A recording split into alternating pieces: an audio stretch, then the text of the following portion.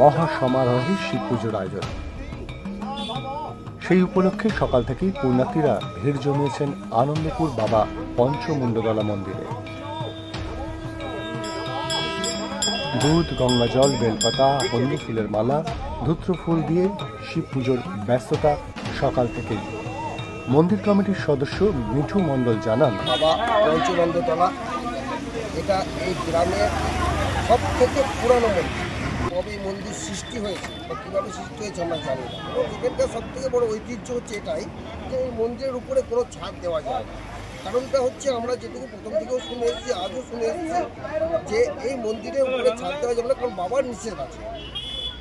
এবং অনেকে ছাদ দেওয়ার পরিকল্পনা করেছে, তাদেরকে স্বপ্নাদেশে বাবার নিষেধও করেছে। এইভাবে বাবার প্রতিনিয়ত এই চল বৃষ্টির মধ্যে খোলা ছাদের নিচেই বাস করছে।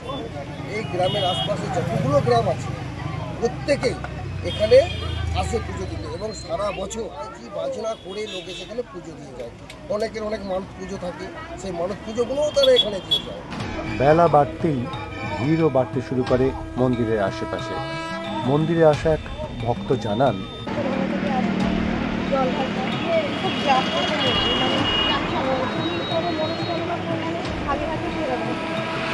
আজ সারা রাত খোলা থাকবে মন্দির।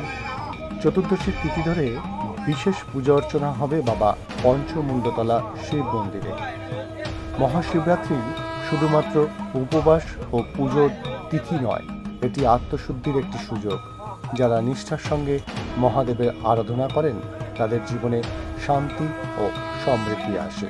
ক্যামেরায় মহারাজের সাথে জিশাঙ্কর রিপোর্ট, সত্যান্বেষী।